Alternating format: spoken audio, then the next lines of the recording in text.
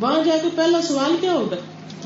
آگے واپس لقد جئتمونا فرادا کما خلقناکم اول مرۃ، تم اسی طرح ہمارے پاس اکیلے واپس آ کے جیسے ہم نے تمہیں اکیلا پیدا کیا، جیسے اکیلے گئے تھے اکیلے ہی واپس آئے. اکیلا ہے انسان، کر کے کیا ہے بتاؤ، کر کے کیا ہے؟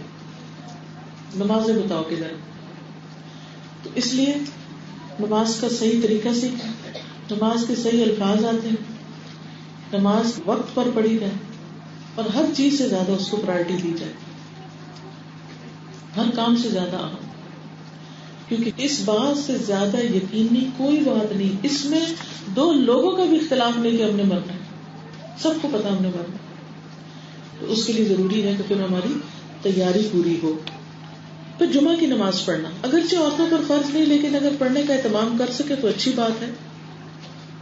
رسول اللہ صلی اللہ علیہ وسلم نے فرمایا جو شخص جمعہ کے دن وضو کرے اور خوب اچھی طرح کرے پھر جمعہ کے لیے آئے اور خاموشی سے بیٹھے، یہ ضروری بات ہے. مسجد میں جا کے بعض اوقات عورتیں بہت باتیں کرتی، بچوں کے ساتھ لگی رہتی ہیں، بچے شور مچاتے ہیں، کبھی اس بچے کے پیچھے دوڑ، کبھی کچھ کر، اور حرم میں جا کے بھی وہی کچھ کر رہے ہوتے ہیں. اتنا افسوس ہوتا ہے کہ ساری زندگی کی کمائی خرچ کر کے یہاں پہنچے اور باتیں کر رہے ہیں. کیونکہ عربی میں خطبہ ہوتا ہے، سمجھ نہیں آتا تو عورتیں آپس میں باتیں شروع کر دیتی. اتنا بھی کسی کو کہنے کی اجازت نہیں کہ چپ کر، کیونکہ اگر آپ نے یہ کہا نا کسی کو چپ کر تو یہ بھی لغو بات کی، یہ بھی لکھی جائے گی، اس سے بھی اجر میں کمی آ جائے گی. اگر زیادہ زیادہ کسی کو چپ کرانا ہے تو اس کو ایسے ہاتھ سے ٹیپ کر دیں، منہ سے اشارہ کر دیں کہ چپ کر جاؤ، منہ سے کچھ نہیں بولنا. کیونکہ ہر شخص اگر کہے چپ کر جاؤ چپ کر جاؤ تو کیا ہوگا، ایک اور شور مچ جائے گا. فرمایا کہ جو جمعے کے لیے آئے پھر خاموشی سے بیٹھے تو اگلے جمعے تک اور مزید 3 دن تک اس کے گناہ معاف کر دیے جائیں گے. اور جو شخص کنکریوں سے کھیلتا رہا وہ لغو کام میں مشغول ہو گیا. یعنی مسجد میں کارپٹ کے اوپر ایسے ایسے انگلیاں پھیرنے لگ گئے، یا کوئی اس کو ٹھیک کر رہے ہیں، یا دھاگا توڑ رہے ہیں اس کا، یا بیٹھ کے انگلیوں سے کھیل رہے ہیں، یا بیگ کھول کھول کے دیکھ رہے ہیں، یا ادھر ادھر دیکھ رہے ہیں، لوگ کون آیا ادھر دیکھا، خطبے کو توجہ نہیں دی، نماز میں توجہ، پھر کوئی فائدہ نہیں. پھر اس سے بہتر نہ جائے انسان. تو کبھی کبھی جمعے پہ ضرور چلے جائے گا، اگر ہر دفعہ نہیں تو جا کے دیکھے اسے کتنا سکون ملے گا، کتنی خوشی ملے گی. نہ صرف یہ کہ پچھلے ہفتے کے گناہ معاف، 3 دن اگلے بھی معاف ہو گئے. یعنی اس کا مطلب یہ کہ انسان اگلے 3 دن خوشی خوشی نیک کام کرے گا. پھر اسی طرح آدھی رات کو نماز پڑھنا، تہجد، جسے اللہ توفیق دے. نبی صلی اللہ علیہ وسلم نے فرمایا صدقہ کرنا اور آدھی رات کو انسان کا نماز پڑھنا گناہوں کو دور کر دیتا ہے. تہجد کی وجہ سے بھی انسان کے گناہ معاف ہو جاتے ہیں. کئی لوگوں کو رات کو نیند کھل جاتی ہے، بستر میں ہی لیٹے رہتے ہیں، اٹھتے نہیں. آدھی رات کے بعد دعائیں قبول ہوتی ہیں، اس وقت اللہ سے کہ یا اللہ مجھے اٹھنے کی توفیق دے دے، یا اللہ تو مجھے معاف کر دے، مجھے توفیق دے کہ میں اٹھ جاؤں. کیونکہ یہ بھی اللہ کی توفیق کے بغیر نہیں ہوتا، ورنہ تو الارم بھی لگا کے سوئے تو کیا ہوتا ہے، الارم بند کیا پھر سو گئے، منہ موڑا پھر سو گئے. خاص طور پر اگر آپ کے اوپر کوئی ایسی ذمہ داری نہیں کہ جس کی وجہ سے آپ کو بہت جلدی اٹھنا پڑتا ہو صبح، یا بہت دیر سے آپ سوتے ہو. اگر آپ رات کو وقت پہ سو گئے ہیں، عشاء کے بعد آپ سو گئے ہیں، تو پھر کس وجہ سے آپ نہیں اٹھتے؟ کیونکہ قرآن مجید میں خاص طور پر سحری کے وقت استغفار کی فضیلت ہے. وَبِالْأَسْحَارِ هُمْ يَسْتَغْفِرُونَ. جنت میں جانے والوں کی خوبی یہ بتائی گئی ہے کہ وہ سحری کے وقت استغفار کرتے ہیں. یعنی فجر سے پہلے اللہ سے معافی مانگ لیتے ہیں، دن چڑھنے سے پہلے ہی اللہ سے توبہ کر لیتے ہیں کہ اللہ تمہیں معاف کر. کیونکہ حدیث میں آتا ہے جہنم سے ڈرنے والا، آگ سے بھاگنے والا بھی سو نہیں سکتا، اور جنت کا شوق رکھنے والا بھی سو نہیں سکتا. اس کا مطلب سوتا ہی نہیں، سوتا ہے لیکن پھر وہ اٹھتا بھی جلدی ہے. تو اپنے گھر کی روٹین، کیونکہ عورتوں کے ہاتھوں میں کافی چیزیں ہوتی ہیں، اپنے گھر کی بچوں کی روٹین اس طرح بنائے کہ جلدی سونے کی عادت ڈالیں، پھر سحری کے وقت اٹھیں اور توبہ استغفار کریں اور تہجد کے نفل پڑھیں قرآن کی تلاوت کرے، ذکر اذکار کرے. پھر امام کے پیچھے آمین کہنا. رسول اللہ صلی اللہ علیہ وسلم نے فرمایا جب امام آمین کہے تو تم بھی آمین کرو. جس کی آمین فرشتوں کی آمین کے ساتھ مل گئی اس کے پچھلے تمام گناہ معاف کر دیے جائیں. اس وقت جب وہ کہنا وَلَضَّالِّينَ. پھر امام کے پیچھے اللہم ربنا لک الحمد. وہ جو فقط رکوع سے اٹھتے ہیں تو اس وقت وہ کہتے ہیں سمع اللہ لمن حمدہ. تو ہمیں کیا کہنا؟ ربنا اللہم ربنا ولک الحمد. جب یہ کہتا ہے انسان توجہ سے تو رسول اللہ صلی اللہ علیہ وسلم نے فرمایا جب امام سمع اللہ لمن حمدہ کہے تو تم اللہم ربنا لک الحمد کہو، کیونکہ جس کا یہ کہنا فرشتوں کے کہنے کے ساتھ ہوگا اس کے پچھلے تمام گناہ بخش دیے جائیں گے. توبہ کے 2 نفل. خاص طور پر اگر کوئی ایسی غلطی ہو گئی ہے جو دل پہ بوجھ بن گئی. آپ دیکھیں کبیرہ گناہ ہے نا. کبیرہ گناہ کون کون سے ہیں؟ مثلا ماں باپ کی نافرمانی، شرک کرنا، لا علمی میں شرک ہو گئے، اللہ کے سوا اوروں سے دعائیں مانگی، کسی قبر پہ چلے گئے، کسی قبر پہ جا کے کوئی چڑھاوا چڑھا دیا، غیر اللہ کے نام کی کوئی نظر و نیاز دے دی. سارے شرک کے کام ہیں. پھر اسی طرح ماں باپ کی نافرمانی کرنا، یہ کبیرہ گناہ. ان کے سامنے اونچا بولنا، ان کو منہ در منہ جواب دینا، یہ کبیرہ گناہ ہے. ہمیں قرآن میں حکم دیا گیا ہے کہ وَخْفِضْ لَهُمَا جَنَاحَ الذُّلِّ مِنَ الرَّحْمَةِ. اپنے کندھے جھکا کے ان کے ساتھ، یعنی رحمت اور نرمی کی وجہ سے کندھے جھکا کے ان سے بات کرو، جھکا کے رکھو، ان کے آگے عاجزی اختیار کرو، ان کے ساتھ بدتمیزی نہیں برتو. لیکن کئی دفعہ آپ نے دیکھا کہ جوان اولاد ماں باپ کے ساتھ تابڑ توڑ جواب دے رہی ہوتی، بدتمیزی کر رہی ہوتی، چیخ چلا رہی ہوتی. یہ کبیرہ گناہ. اسی طرح جھوٹ بولنا، وعدہ خلافی کرنا، امانت میں خیانت کرنا، جادو کرنا. کسی کے پاس کبھی بھی جادو ٹونے کے لیے نہ جائے. کئی لوگ جادو کا توڑ کرنے کے لیے جادوگروں کے پاس چل پڑتے ہیں، یہ بھی شرک پہ آ جاتا ہے.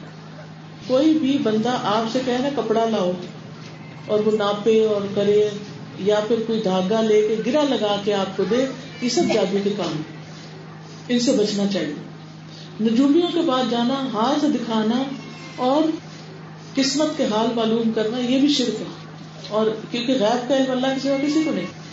اگر کبھی بھول کے آپ زندگی میں کر چکے ہیں، ہنسی مذاق میں بھی کر چکے. کئی لوگ کہتے ہیں نا کالج میں لڑکیاں پڑھتی ہیں تو کہتے ہیں اچھا ایک لڑکی بیچ میں ایسی ہوتی ہے کہتے ہیں میں ہاتھ دیکھتی ہوں، یا کوئی مینا بازار لگا ہوتا ہے تو اس میں ہاتھ دکھانے کا اسٹال لگا ہوتا ہے، سب جا جا کے اپنا شرک کر رہے ہوتے ہیں، اپنے اعمال برباد کر رہے تھے. جو کسی کاہن کے پاس یا کسی ایسے خبریں دینے والے کے پاس جاتا ہے اس کی 40 دن کی نمازیں قبول نہیں ہوتی. تو اس لیے بہت ضروری ہے کہ ہم شرکیہ اعمال سے بچیں. بچوں کے گلوں میں کالے دھاگے لٹکا دینا، بازو پہ امام ضامن باندھنا، یہ سارے شرکیہ اعمال اور کبیرہ گناہوں میں شامل ہوتے ہیں. اللہ تعالیٰ سارے گناہ معاف کر سکتا ہے لیکن شرک کا گناہ اس نے کہا ہے کہ ان اللہ لا یغفر ان یشرک بہ. اللہ تعالیٰ معاف نہیں کرے گا اس بات پر کہ اس کے ساتھ شرک کیا جائے. تو شرک سے بچنا ہے کبیرہ گناہ. پھر اسی طرح زنا کبیرہ گناہ، چوری کبیرہ گناہ ہے. لیکن انسان ہے، ہمارے معاشرے میں کتنے قتل ہو رہے ہیں، دیکھا ہوگا آپ، اخبار پڑھ کے دیکھیں، چوریاں ڈاکے کتنے زیادہ عام ہو گئے. لڑکیوں کی عزت لوٹنے والے کتنے درندے پھر رہے ہیں جو جھوٹی محبت کے داؤ میں ان کو پھنسا کے ان کی عزت لوٹ لیتے ہیں. تو یہ سب کبیرہ گناہ ہیں. ان میں سے اگر کوئی کچھ بھی کر چکا ہو تو اس کو خاص طور پر اچھی طرح وضو کر کے 2 نفل توبہ کے پڑھنے چاہیے. ویسے بھی جب کبھی دل بھاری ہونے لگے نا اور نیکی کرنے کو دل نہ چاہے تو اس وقت بھی توبہ کے نفل پڑھ لیں. نبی صلی اللہ علیہ وسلم نے فرمایا جو بندہ بھی کوئی گناہ کر بیٹھے پھر اچھی طرح وضو کر کے کھڑے ہو کر 2 رکعت نماز پڑھے پھر اللہ سے معافی مانگے تو اللہ بخش دیتا ہے. پھر آپ نے یہ آیت پڑھی والذین اذا فعلوا فاحشۃ او ظلموا انفسهم ذکروا اللہ، کہ وہ لوگ جو اپنی جانوں پہ ظلم کرتے ہیں اور بے حیائی کا کوئی کام کر بیٹھتے ہیں پھر وہ اللہ کو یاد کرتے ہیں، اپنے گناہوں کی معافی مانگتے ہیں. اور کون ہے جو اللہ کے سوا گناہوں کو معاف کرے؟ کوئی اور معاف نہیں کرتا. بندوں کے پاس معافی مانگنے جائیں تو وہ کیا کہتے ہیں؟ اس کو تو میں کبھی معاف نہیں کرتا، تمہیں تو میں معاف کر ہی نہیں سکتا، تم نے میرا بڑا دل توڑا ہے، بڑا دل دکھایا ہے۔ اللہ تعالیٰ تو کہتا ہے کہ اے دن کے گناہگار رات کو لوٹا میں تجھے معاف کر دوں گا، اے رات کے گناہگار دن کو لوٹا میں تجھے معاف کر دوں گا۔ تیرے گناہ اگر آسمان کے کناروں تک پہنچے پھر وہ تو مجھ سے توبہ کرے تو میں تجھے معاف کر دوں گا۔ گناہ کتنے بھی ہو چکے ہو مایوس نہ ہو، یہ نہ سوچے میری تو غلطیاں بہت زیادہ، میری معافی نہیں ہونی، یہ کبھی بھی نہ سوچے، ٹھیک ہے نا؟ کبھی یہ نہ سوچے کہ میری معافی نہیں، اللہ سارے گناہ معاف کر دے گا، حتیٰ کہ شرک پر اگر توبہ کر لیں گے تو انشاءاللہ وہ اس کی بھی معافی ہو جائے گی۔ پھر اسی طرح بیت المقدس میں نماز پڑھنا، اب وہاں تو ہم جا نہیں سکتے، لیکن یہ کہ اللہ کے گھر میں جائیں تو وہاں جا کے بھی سارے گناہ معاف ہوتے ہیں۔ نبی صلی اللہ علیہ وسلم نے فرمایا جب سلیمان بن داؤد علیہ السلام بیت المقدس کی تعمیر سے فارغ ہوئے تو انہوں نے اللہ سے 3 چیزیں مانگی، اللہ کا گھر بنایا اور 3 دعائیں کی۔ ایسے فیصلے جو اللہ کے فیصلے کے مطابق ہو، یا اللہ تو مجھے ایسے فیصلے کرنے کی توفیق دے جو تیری مرضی کے مطابق ہو، ایسی بادشاہت جو ان کے بعد کسی کو نہ ملے، یہ قرآن میں بھی آتا ہے، اور یہ کہ اس مسجد میں جو بھی صرف اور صرف نماز کے ارادے سے آئے تو وہ اس مسجد سے اس طرح گناہوں سے پاک ہو کر نکلے جس طرح پیدائش کے دن تھا۔ نبی صلی اللہ علیہ وسلم نے فرمایا 2 تو ان کو مل گئی، تیسری کی بھی مجھے امید ہے کہ مل گئی ہوگی، یعنی جو وہاں نفل پڑے اس کی بخشش ہو جاتی۔ رمضان اور لیلۃ القدر کا قیام، جو ایمان اور احتساب کے ساتھ روزے رکھے اور لیلۃ القدر کا قیام کرے اس کے بھی گناہ معاف ہو جاتے ہیں۔ حج اور عمرہ، رسول اللہ صلی اللہ علیہ وسلم نے فرمایا ایک عمرہ دوسرے عمرے تک ان کے درمیان کے گناہوں کا کفارہ ہے۔ رسول اللہ صلی اللہ علیہ وسلم نے فرمایا یقیناً حج اپنے سے پہلے کے تمام گناہوں کو مٹا دیتا ہے۔ تو جس کے اوپر حج فرض ہو اسے چاہیے کہ وہ جلد از جلد حج کرے، یہ نہ سوچتا رہے اچھا ابھی بچوں کی شادیاں ہیں، ابھی فلاں ہے۔ ہم کیوں سارا پیسہ شادیوں میں خرچ کرنا چاہتے ہیں؟ کیوں نہیں شادیاں سادگی سے کرتے اور حج کر کے آتے؟ کیونکہ ہم دنیاوی خواہشات میں پڑ گئے، اتنا زیور ضروری ہے، خود ہی سب بنا لیے، اتنے تولے زیور ضروری ہے، اتنے جوڑے کپڑے ضروری ہیں، فلانی چیز، اور پھر آپ نے دیکھا ہوگا تو اتنے قیمتی سے قیمتی کپڑے بنا کے بعد میں کیا ہوتا ہے، کتنی دفعہ پہنتے ہیں اس کو، کوئی ہٹاتے ہیں ان کو، وہ الماریوں میں ٹنگے رہ جاتے ہیں، وہ نمائش میں ہی لگے رہ جاتے ہیں۔ کبھی کسی شادی پہ یا کسی جگہ گئے تو 1-2 دفعہ پہن لیا، کیونکہ وہ بعض اس لیے بھی نہیں پہنتے کہ لوگ کہیں گے روز ہی پہنتی اس کے پاس اور کپڑا نہیں، تو لوگوں کے لیے جی رہے ہیں، حالانکہ لوگ ہمیں کیا کہیں گے، کیا کر لیں گے ہمارا۔ اگر ہم سادگی سے کسی شادی پہ جاتے، صاف ستھرے اچھے نیٹ کلین، تو کوئی مار دے گا ہمیں، باتیں بنا لیں گے، اس کے بعد کیا ہوگا، باتیں بھی بھول جائیں گے، ختم، بات ختم۔ تو ہم نے تو اپنی حیثیت کے مطابق جینا، قرضے لے کے شادیاں نہیں کرنی، اور اگر حج فرض ہو چکا ہے تو شادیوں پہ خرچ کرنے کے بجائے حج پہ خرچ کرنا ہے، کیونکہ وہ پچھلے سارے گناہوں کو مٹا دیتا ہے۔ آپ دیکھیے کہ آپ کہہ رہے ہوں گے بار بار یہ کہتے ہیں یہ چیز گناہوں کو مٹا دیتی ہے، گناہوں کو کیوں ضروری ہے گناہوں سے ان کو مٹانا؟ اس لیے کہ ہمیں اپنی موت کا وقت نہیں پتا، کسی کو نہیں پتا کہ اس وقت موت آ جائے گی۔ آپ سڑک پر نکلے آپ کو جنازے جاتے ہوئے نظر آئیں گے، قبرستان کے پاس دیکھیں گاڑیاں کھڑی ہوں، کوئی پتہ نہیں کس وقت کون، ہر ایک نے کوئی نہ کوئی ایسا واقعہ خبر سن رکھی ہوگی کہ جس میں کوئی اچانک فوت ہو گیا، ہارٹ اٹیک ہوا، کوئی ایکسیڈنٹ ہوا۔ سیٹرڈے کو کسی بچی نے مجھے بتایا کہ ہمارے گاؤں میں کسی کی شادی ہوئی، ایک دن ولیمہ تھا، دوسرے دن وہ لڑکا فوت ہو گیا، اسی ٹائم پر اس کا جنازہ تھا جس ٹائم پر وہ ولیمے میں بیٹھا ہوا تھا۔ ایک دن ہمیں نہیں پتا آج ہم یہاں بیٹھے کل ہم کہاں ہوگے، کسی کو نہیں پتا۔ لا تدری نفس بأی ارض تموت، کسی نفس کو کسی جان کو یہ نہیں پتا کہاں مر جائے گا، کہاں موت آ جائے گی۔ تو جب نہیں پتا تو تیاری رکھنی چاہیے نا، اور تیاری میں سب سے بڑی تیاری کیا ہے کہ اپنے گناہوں کی صفائی کر کے جائیں یہاں سے، اللہ سے صاف ستھرے ہو کے ملے۔ یہ ہماری زندگی کا ہم و غم بن جانا چاہیے، یا اللہ میں تجھ سے ملوں تو تو مجھ سے راضی ہو، اللہ میری موت اس حال میں آئے کہ تو مجھ سے راضی ہو، کیونکہ اگر وہ راضی ہو گیا تو اگلی ساری منزلیں آسان ہیں، اور اگر وہ راضی نہیں تو بڑی پکڑ ہے۔ قبر کا عذاب بڑا سخت ہے، قبر یا جنت کے ٹکڑوں میں سے ایک ٹکڑا ہے یا جہنم کے ٹکڑوں میں سے ٹکڑا ہے. دیکھیے تھوڑی دیر اگر آپ دھوپ میں بھی بیٹھ جائیں تو جسم میں کانٹے چبھنے لگتے ہیں. روٹی پکاتے ہوئے بھاپ ہاتھ پہ پڑ جائے تو جان نکلنے لگتی. کوئی ابلتی ہوئی چائے یا پانی ہاتھ پہ گر جائے تو کیا حال ہوتا ہے, کیا برا حال ہوتا ہے. تھوڑی دیر امیجن کریں کہ کیا آگ سے بھرا ہوا کوئی کمرہ ہو تو اس میں ہم رہ سکتے ہیں. جہنم آگ سے بھرا ہوا کمرہ ہے جس میں اللہ کے نافرمان بندوں کا ٹھکانہ ہے. کیسے برداشت کریں گے؟ نہ سانس آئے, چیخیں چیخیں چیخیں, شور ہنگامہ, اور نہ کھانے کو پوچھو, بھوک لگے گی تو کانٹے کھانے کو دیے جائیں گے. اور اسی طرح نہ سونے کی کوئی جگہ, جو ان کا لحاظ ہے وہ بھی آگ کا, اور جو نیچے کا بچھانا وہ بھی آگ, اوپر بھی آگ, نیچے بھی آگ, آگے بھی آگ, پیچھے بھی آگ, آگ ہی آگ. کیسے برداشت کریں گے؟ کیوں نہیں ہم اپنے گناہوں کی پوٹلیاں اتار پھینکتے اور اللہ سے توبہ کرتے اور آئندہ زندگی کی اصلاح کر لیتے؟ کتنے دن کی ہے یہ زندگی؟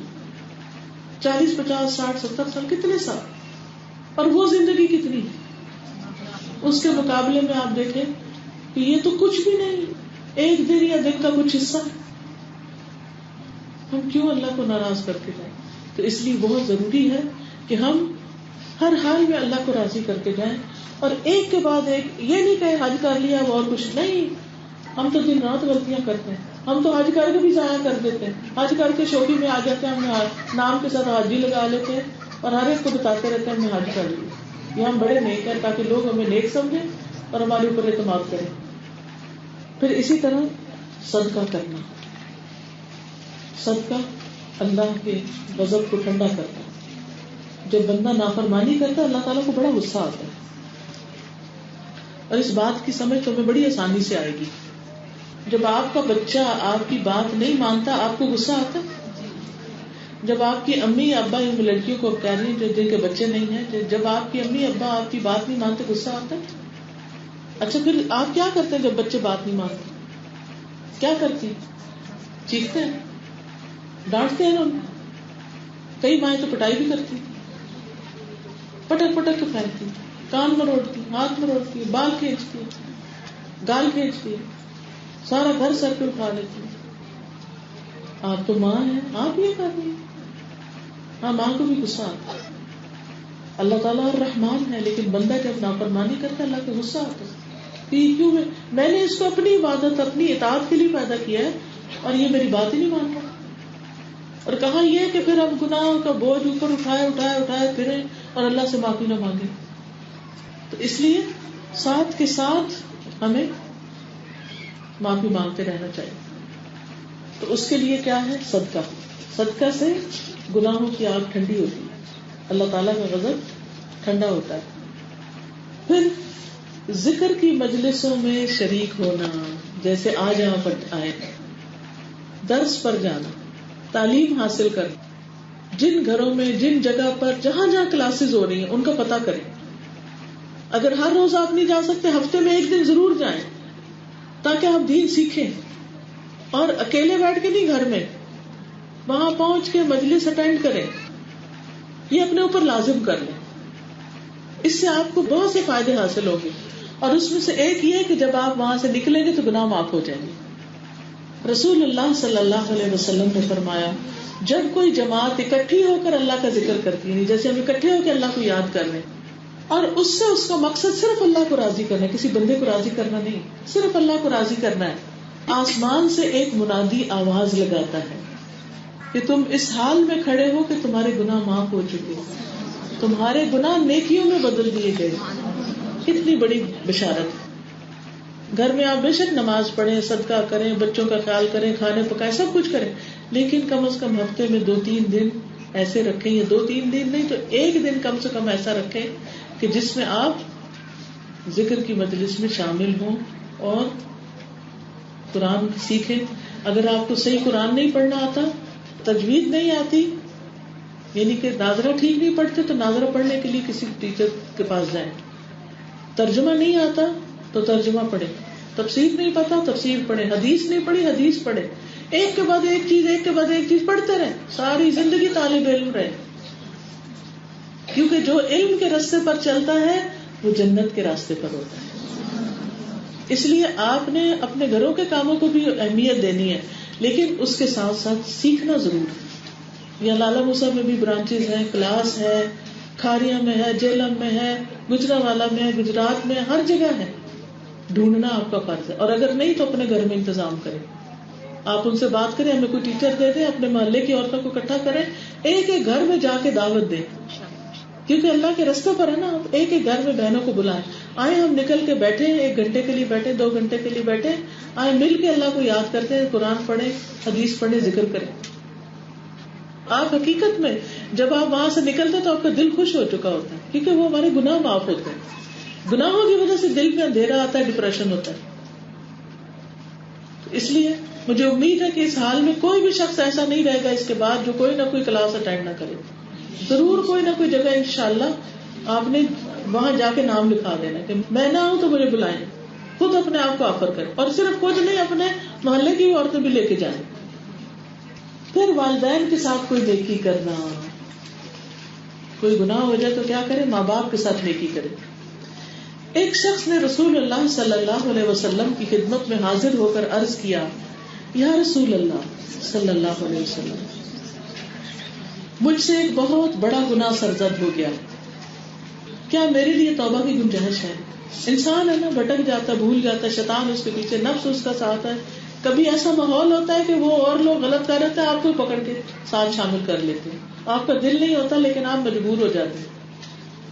آج کل آپ دیکھیں ہماری شادیوں میں کتنا میوزک عام ہو، یوں لگتا ہے کہ میوزک کے بغیر شادی نہیں، اور یہ اللہ کو سخت ناراض کرنے والی بات ہے. یعنی شیطانی آوازوں پر، ڈول ڈھماکے کے اوپر خوش ہونا اور ان مجلسوں میں جانا، یہ اللہ کو ناراض کرنے والی بات ہے. بعض اوقات قریبی رشتے داروں کی شادی ہوتی ہے، آپ جا کے بیٹھتے ہیں اور اتنا شور مچ جاتا ہے میوزک کا، گانوں کا اور واہیات چیزوں کا، کہ آپ کو کوئی نیت نہیں تھی، آپ کا دل نہیں تھا، آپ کا ارادہ نہیں تھا، آپ کی کوئی کوشش نہیں تھی، لیکن آپ وہاں موجود تھے کیونکہ آپ کے رشتے دار تھے. چاہے آپ جلدی بھی نکل آئے لیکن گئے تو صحیح نا، سنا تو صحیح نا. ٹی وی آپ لگاتے ہیں تو آپ دیکھیں کتنا ہر وقت میوزک، خبروں میں بھی میوزک. کہاں جائے انسان؟ ہر وقت تو گناہوں کے دروازے کھلے نہیں، ادھر سے نکلتے ادھر گھس جاتے، ادھر سے نکلتے ادھر. پھر اسی طرح گھروں میں تصویریں لٹکا رکھی. اب جو گھر میں تصویر لٹکی ہوتی تو رحمت کے فرشتے نہیں آتے. اخباروں میں تصویریں، رسالوں میں تصویریں، ہر چیز میں تصویریں. حتیٰ کہ موبائل پہ بھی ہم جب تک تصویر نہ لگائے ہمارے چین نہیں. ہمارے کوئی مجبوری. اب جب ہم نے رحمت کے فرشتے ہی دور کر دیے اور ہم اللہ کی نافرمانیوں میں دن رات گزار رہے ہیں تو ہمیں توبہ کی ضرورت ہے نہیں. تو ایسے میں انسان ساتھ ساتھ نیکیاں کرے. تو اس شخص نے کہا، یا اللہ، یا رسول اللہ صلی اللہ علیہ وسلم، مجھ سے گناہ ہو گیا، اب میری کوئی توبہ ہو سکتی ہے؟ تڑپ اٹھا نا، مومن تڑپ اٹھتا ہے اپنے گناہ پہ. اور منافق کے لیے گناہ ایسے ہی جیسے ناک میں مکھی بیٹھے اور اس کو جھٹک دے ہلکی سی چیز. رسول اللہ صلی اللہ علیہ وسلم نے اس سے پوچھا، کیا تمہارے والدین زندہ؟ اس نے کہا نہیں. پوچھا تمہاری خالہ ہے؟ اس نے کہا ہاں. تو رسول اللہ صلی اللہ علیہ وسلم نے فرمایا، جاؤ اور اس سے اچھا سلوک کرو، اس کے ساتھ کوئی نیکی کرو، اس کی کوئی خدمت کرو، اس کو کچھ کھانے پینے کو دو، کوئی اس کو کسی بھی طرح اس کی مدد کرو. اس سے بھی گناہ معاف ہوتے ہیں. اور اگر ماں باپ ہوں ان کو فون کر لیں، ان کا حال پوچھ لیں، ان کو ملنے چلے جائیں، ان کے لیے کچھ پکا کے لے جائیں، کوئی اپنی طرف سے جو مدد کر سکتے کریں. ان نیکیوں سے گناہ معاف ہوتے ہیں. پھر اسی طرح کچھ اور چیزیں بھی ہیں. یہ تو عبادات تھی نا، نماز، روزہ، حج، زکوٰۃ، صدقہ، خیرات. پھر کچھ چیزیں بندوں سے معاملے کی ہیں، ان سے بھی گناہ معاف ہوتے ہیں. ان میں سب سے پہلے بیماری میں اللہ کی تعریف کرنا. کوئی پوچھے کیا حال ہے تو آپ یہ نہ کہیں کوئی حال نہیں. کیا کہیں گے؟ الحمدللہ، الحمدللہ، اللہ تیرا شکر. کچھ بیماریاں ایسی ہوتی ہیں جو ساتھ لگی ہوئی ہوتی ہے تو اپنے پیارے بار بار پوچھتے رہتے ہیں، اچھا اب کیا حال ہے، اب کیا حال ہے. کبھی عادت کرنے کو آتے ہیں یا پھر تو انسان کو جواب بھی کیا کرے، اللہ کا شکر، الحمدللہ، شکر اللہ کا. اللہ جس حال میں رکھے شکر. اللہ سے راضی، ہم ناراض نہیں اللہ سے. نبی صلی اللہ علیہ وسلم نے فرمایا، اللہ عز و جل فرماتا ہے، جب میں اپنے بندوں میں سے کسی مومن بندے کو آزماتا ہوں، یا بیماری بھی کیا ہوتی ہے؟ آزمائش ہوتی ہے. اور وہ اس آزمائش پر بھی میری تعریف کرتا ہے. تکلیف میں بھی الحمدللہ کہتا ہے. تو جب وہ اپنے بستر سے اٹھتا ہے تو وہ اپنے گناہوں سے اس دن کی طرح پاک صاف ہوتا ہے جس دن اس کی ماں نے اسے جنم دیا تھا. بالکل معصوم بیبی کی طرح گناہوں سے پاک ہو جاتا ہے. اب دیکھیں بول ہی ہے نا, آپ یہ بھی کہہ سکتے ہیں ہائے یہ ہے, ہائے وہ ہے, ہائے ہائے مچائے رکھیں, کبھی اس کو کوسیں کچھ, اس کی بجائے کیا ہے اللہ تیرا شکر, اللہ تیرا شکر. تو یہ بیماری گناہوں سے بخشش کا ذریعہ بن جائے گی. راستے سے تکلیف دہ چیز ہٹا دینا, کوئی گندگی ہٹا دینا, کوئی ٹیشو پیپر پڑا ہے, کوئی کرسی پڑی ہے, کوئی لوگوں کا رستہ تنگ ہو رہا ہے, اس کو صاف کر دینا. رسول اللہ صلی اللہ علیہ وسلم نے فرمایا ایک شخص کے اگلے پچھلے گناہوں کو اس وجہ سے معاف کر دیا گیا کہ اس نے لوگوں کے راستے سے کانٹے دار شاخ ہٹا دی, اللہ نے اس کو معاف کر دیا. اللہ کی رحمت بڑی عام, ہر چیز پہ چاہیے, لیکن وہ ہمیں آزما رہا ہے, ہمیں دیکھ رہا ہے کہ اب یہ کرتا کیا ہے, یہ دوسروں کے لیے کتنی آسانی کرتا ہے. اچھا ہم کیا کرتے ہیں, دوسروں کے لیے رستہ تنگ کر دیتے ہیں. مثلاً ابھی میں دیکھوں گی نا جب آپ باہر نکلنے لگیں گے تو کیا کرتے ہیں, ایک کو ایک سے جلدی ہوتی ہے, اس کو دھکا دے رہا ہے, اس کو پش کر رہا ہے, اس کو آگے کر رہا ہے. ایسا نہیں کرنا چاہیے. ہم سلام لینے کے لیے بعض اوقات دوسروں کو جھپٹ پڑتے ہیں. ایک کہتا ہے دوسرے سے پہلے میرے سے ہاتھ ملا لیا جائے, اس سے دوسروں کو تکلیف ہوتی ہے. لوگوں کو ادھر دھکا دینا, ادھر سے کھینچنا, ادھر تنگ کرنا, راستہ نہ دینا, راستے میں پاؤں بچھا کے بیٹھ جانا, اپنا سامان راستے میں رکھ دینا, جوتیاں راستے میں بکھیر دینا کہ لوگ تکلیف سے گزرے. ان سب چیزوں سے بچنا چاہیے, گھروں میں بھی اور باہر بھی. پھر نماز کے بعد کی تسبیح, یہ بڑی خوبصورت چیز ہے. ہر نماز کے بعد تسبیح کرنا.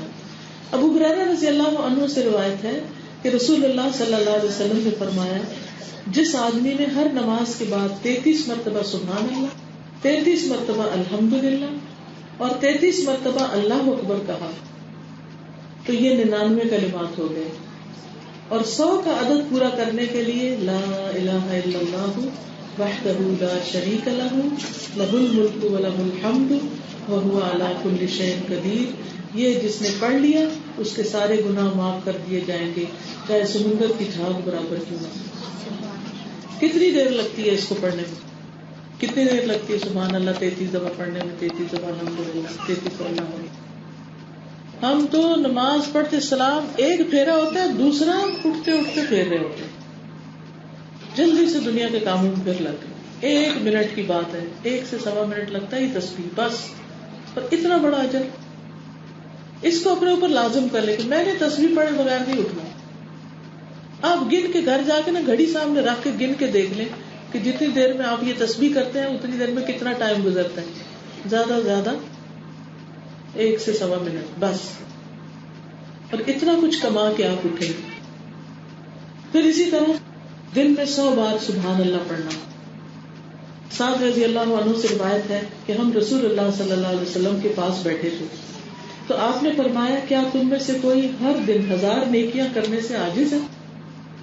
آپ کے پاس بیٹھے لوگوں میں سے کسی نے پوچھا ہم میں سے کوئی دن میں 1000 نیکیاں کیسے کر سکتے ہیں, تو بہت بڑی بات ہے کہ 1000 نیکیاں کریں. آپ نے فرمایا جو آدمی 100 بار سبحان اللہ پڑھتا ہے اس کے لیے 1000 نیکیاں لکھ لی جاتی ہیں اور اس کی 1000 خطائیں مٹا دی جاتی ہیں. تو سبحان اللہ کی تسبیح روز کرنی ہے, سبحان اللہ سبحان اللہ سبحان اللہ.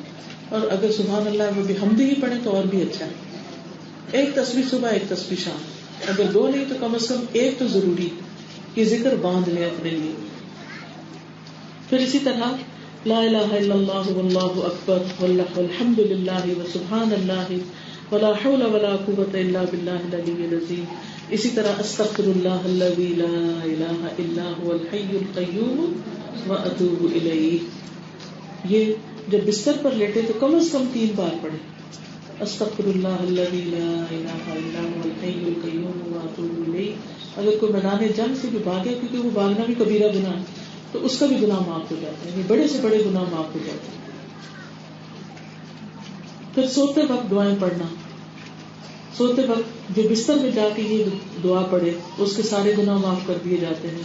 لا الہ الا اللہ وحدہ لا شریک لہ لہ الملک ولہ الحمد وہو علی کل شیء قدیر الحمد للہ وسبحان اللہ ولا الہ الا اللہ واللہ اکبر ولا حول ولا قوة الا باللہ العلی العظیم. پاک صاف ہو کے سوئے, صاف ستھرے بوجھ ہٹ کے نیند بھی اچھی آئے گی.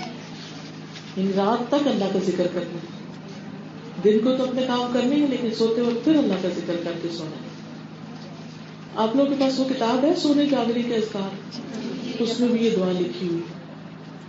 تو اس میں یہ ہے کہ یہ دعائیں تو ہر ایک کو زبانی بھی آتی, نہیں آتی تو الوداع کا اسٹال پہ یہ سونے جاگنے کے اذکار, اور ایک اگر ٹیلی فون ہے آپ کے پاس اسمارٹ فون تو اس میں ایپلیکیشن ہے, ایک اینڈرائڈ پہ بھی ہے اور آئی فون پہ بھی ہے سونے جاگنے کے اذکار. الوداع انٹرنیشنل کی ایپلیکیشن جو ہے وہ اگر آپ اپنے اس پہ ڈال لیں تو موبائل پر ہی رات کو پڑھ کے سو سکتے ہیں. پھر لباس پہننے کے بعد کی دعا, اس سے بھی گناہ معاف ہوتے ہیں. یعنی آپ کپڑے تو روز پہنتے ہیں نا, روز نہاتے ہیں دھوتے ہیں, صاف ستھرے کپڑے پہنتے ہیں, یا جب بھی کپڑے پہنے تو اس وقت دعا پڑھ لیں, الحمد للہ الذی کسانی ھذا الثوب ورزقنیہ من غیر حول منی ولا قوۃ, کہ اللہ کا شکر ہے جس نے مجھے یہ لباس پہنایا, مجھے رزق عطا کیا جس میں میری کوئی قوت اور طاقت شامل نہیں تھی. تو اس کے بھی پچھلے گناہ معاف کر دیے جائیں گے. کھانے کے بعد دعا پڑھنا, کھانا کھایا آپ نے اور اس وقت دعا پڑھ رہے ہیں, اس وقت اس سے بھی گناہ معاف ہوتے ہیں. الحمد للہ الذی اطعمنی ھذا ورزقنیہ من غیر حول منی ولا قوۃ. کچھ لوگ ایسے ہیں جو توبہ سے محروم رہ جاتے ہیں, ان کو توبہ کی توفیق نہیں ہوتی, اور اس میں سب سے پہلے جو توبہ نہیں کرتا, حدیث میں آتا ہے جو توبہ نہیں کرتا اسے معاف نہیں کیا جاتا. توبہ کرنا ضروری, کانشیسلی اور ہوش و حواس میں روز توبہ, کوئی دن بھی اس سے خالی نہ جائے. اسی طرح شرک کرنا, آپس میں ناراضگیاں, اس سے بھی توبہ نہیں قبول ہوتی. آپس کی ناراضگیاں, رشتہ داروں سے ناراضگیاں, نہیں جا کے منا لے, کوئی بات نہیں, انا کا مسئلہ نہ بنائے. نبی صلی اللہ علیہ وسلم پیر اور جمعرات کے دن روزہ رکھا کرتے تھے. چنانچہ آپ سے عرض کیا گیا کہ اے اللہ کے رسول صلی اللہ علیہ وسلم, آپ پیر اور جمعرات کے دن اکثر روزہ رکھتے ہیں. آپ نے فرمایا پیر اور جمعرات وہ دن ہیں جس میں اللہ رب العزت ہر مسلمان کی بخشش کرتا ہے سوائے ان دو لوگوں کے جو ترک تعلقات کیے ہوں, آپس میں ان کے لین دین ختم ہو چکا ہو. اللہ تعالیٰ فرماتا ہے انہیں چھوڑ دو یہاں تک کہ آپس میں صلح کر لیں. تو ناراضگیوں کی وجہ سے توبہ نہیں قبول ہوتی, معافی نہیں ہوتی, باقی سب کی ہو جاتی. اور آپ دیکھیں آج گھر گھر میں ناراضگی ہے. ایک گھر ایک چھت کے نیچے رہتے ہوئے لوگ میاں بیوی ناراض ہیں, آپس میں ماں باپ سے ناراض ہیں, بچے ناراض ہیں, یا ماں باپ بچوں سے ناراض ہیں. ایک دوسرے کو سمجھانا چاہیے, ایک دوسرے کی تربیت کرنی چاہیے, ایک دوسرے کو معاف کر دینا چاہیے, کیونکہ درگزر کے بغیر زندگی کا نظام نہیں چلتا. جو دوسروں کو معاف کر دیتا ہے اسے اللہ معاف کر دیتا ہے, اور جو دوسروں کو معاف نہیں کرتا اس کے لیے بھی معافی. خاص طور پر اگر کوئی خود ہم سے معافی مانگے تو اس کو معاف کر دیا جائے. حدیث میں آتا ہے من لا یغفر لا یغفر له, جو معاف نہیں کرتا اسے معاف نہیں کیا جاتا. جو دوسروں کو معاف نہیں کرتا اللہ تعالیٰ بھی اس کو معاف نہیں کرتا. پھر اسی طرح بدعت کرنا, بدعتوں کو چھوڑ دینا چاہیے. بدعتیں کیا ہے؟ وہ کام جو دین سمجھ کے کیے جاتے ہیں جبکہ نہ وہ قرآن میں ان کا حکم ہے نہ سنت میں. قرآن و سنت میں جن چیزوں کا حکم نہیں یا جو چیزیں دین کا حصہ نہیں ان کو دین سمجھ کے ثواب سمجھ کے کرنا. پھر کھلم کھلا گناہوں کے کرنے والے, لوگوں کے سامنے گناہ کرتے ہیں. اس میں کون سے گناہ آتے ہیں جو لوگوں کے سامنے کر رہے ہیں؟ نمبر 1 بے پردگی, پردہ نہ کرنا. اسی طرح کوئی گناہ ہو جائے تو سب کے سامنے ہنس ہنس کے بتانا کہ میں نے غلط کام کیا تھا. دھوکہ دے کے دوسروں کو تو اس پہ فخر کرنا کہ میں نے دوسرے کو بیوقوف بنایا. رسول اللہ صلی اللہ علیہ وسلم نے فرمایا میری تمام امت کو معاف کر دیا جائے گا سوائے گناہوں کو کھلم کھلا کرنے والوں کے. اور گناہوں کو کھلم کھلا کرنے میں یہ بھی شامل ہے کہ ایک شخص رات کو کوئی گناہ کا کام کرے اس کے باوجود کہ اللہ نے اس کے گناہ کو چھپا دیا ہے, مگر صبح ہونے پر وہ کہنے لگے کہ اے فلاں میں نے کل رات فلاں فلاں برا کام کیا تھا، رات گزر گئی، اس کے رب نے اس کا گناہ چھپا دیا، لیکن جب صبح ہوئی تو وہ خود اللہ کے پردے کو کھولنے لگا، اپنے حرام کاموں کی اشتہار دینے لگا. موت کے وقت توبہ کرنا، جب فرشتے نظر آنے لگے، جان نکلنے لگی، اس وقت انسان کے اب میں توبہ کرتا ہوں، توبہ توبہ میں نے غلط کام کیا، اب نہیں کروں گا. اب کب کرنے، اب تو تم جا رہے ہو دنیا سے. رسول اللہ صلی اللہ علیہ وسلم نے فرمایا اللہ بندے کی توبہ نزع کی کیفیت طاری ہونے سے پہلے تک قبول فرماتا ہے. اسی طرح سورج جس دن مشرق کی بجائے مغرب سے نکل آئے گا اس دن بھی توبہ نہیں قبول ہوگی.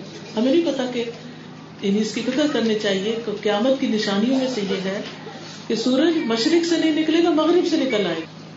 اب ہم روز سوتے ہیں، روز جاگتے ہیں، روز رات کو سورج چلا جاتا ہے، صبح اٹھتے ہیں سورج نکلا ہوا ہوتا ہے، ہمیں کوئی فکر نہیں ہوتی. ایک دن ہوگا کہ اس دنیا میں سورج مشرق سے نکلنے کے بجائے مغرب سے نکلے گا، سب لوگ توبہ کریں گے پر توبہ قبول نہیں ہوگی، بس ختم. تو ہمیں نہیں پتا کل کا دن سورج کدھر سے نکلے گا، تو آج ہی توبہ کر لینی چاہیے. اللہ تعالیٰ ہمیں اس کی توفیق عطا فرمائے. اچھا، یہ پنک کارڈ کس کس کے پاس ہے جو بخشش کی دعائیں ہیں، جس میں اس میں بخشش کی ساری دعائیں لکھی ہوئی ہیں. جو لوگ جیسے تہجد کے وقت اٹھتے ہیں، اذان کے بعد جواب دیتے ہیں، تو اس میں یہ دعائیں لکھی ہوئی ہیں کہ جو بخشش کی دعائیں ہیں، قرآن سے لی ہوئی ہیں اور سنت سے نبی صلی اللہ علیہ وسلم سے لی ہوئی ہیں. اس کارڈ کو ایک دفعہ دن میں کم از کم پڑھ لیں تاکہ اللہ تعالیٰ ہماری روز کے گناہوں کی بخشش فرماتا رہے. اور یہ ہے کہ ہمیں بخشش صرف اپنے لیے نہیں مانگنی چاہیے، دوسروں کے لیے بھی مانگنی چاہیے. جب ہم کسی کو دیکھیں کہ وہ اچھے کام نہیں کر رہا تو بجائے اس سے نفرت کرنے کے کیا کریں، اللہ اس کو ہدایت دے، چاہے کوئی اپنا بچہ ہو یا کوئی اور ہو. اس کے ساتھ ہی اب نماز کا وقت بھی ہے، آپ کو گھر پہنچتے پھر ایسا نہ ہو کہ ہم نے باتیں کی کہ نماز جلدی پڑھو اور خود جا کے لیٹ کرے. تو سفر میں بعض وقت مجبوری ہو جاتی ہے کہ تھوڑی لیٹ ہو جاتی ہے، لیکن عام دنوں میں یہ نہیں ہونا چاہیے. میری آپ لوگوں سے درخواست یہ ہے کہ جب آپ اٹھیں تو اطمینان کے ساتھ آپ باہر نکلیں اور کسی کو دھکا نہ دیں. اگر کسی نے مجھ سے ہاتھ ملانا تو لائن بنائیں. سن رہے کیا کریں گے؟ لائن بنائیں گے. لمبی بات کوئی نہیں کرے گا. لائن توڑنا نہیں، لائن توڑنے کا مطلب یہ ہے کہ آپ کسی اور کا حق مار رہے ہیں، ٹھیک ہے؟ تو وہ ایسا نہیں کرنا. السلام علیکم ورحمۃ اللہ. ڈالا موسیٰ میں خالد میڈیکل اسٹور کے اوپر الہدا کا سیل پوائنٹ ہے، تو تمام چیزیں آپ کو وہاں سے مل جائیں گی. الہدا کی تمام سلیبس اور تمام جو بھی دعاؤں کے کارڈ وغیرہ تمام چیزیں وہاں پہ آپ کو انشاءاللہ مل جائیں گی. خالد میڈیکل اسٹور، دینا چکیا بازار. امید ہے آپ سب کو الحمدللہ ڈالا موسیٰ والوں کو اسٹور کا پتہ ہے. جزاکم اللہ خیرا کثیرا. السلام علیکم. اللہ تعالیٰ آپ سب کا آنا قبول کرے، آپ سب کو دنیا اور آخرت کی بھلائیاں نصیب کرے. اللہ تعالیٰ آپ کو نفع مند علم نصیب کرے. جو کچھ ہم نے سیکھا ہے اور سیکھ رہے ہیں اللہ تعالیٰ ہمیں اس پر عمل کی توفیق عطا فرمائے. اللہ تعالیٰ آپ کا واپسی کا سفر خیر و عافیت سے گزارے. اللہ تعالیٰ ان سب کو جنہوں نے اس مجلس کا انتظام کیا ہے، جنہوں نے یہ جگہ دی ہے، جنہوں نے یہ سارا جو دور دور سے چل کے آئے ہیں، اللہ تعالیٰ سب کو اس کی بہترین جزائے خیر عطا فرمائے. سبحانک اللہم و بحمدک، اشہد ان لا الہ الا انت، استغفرک و اتوب الیک.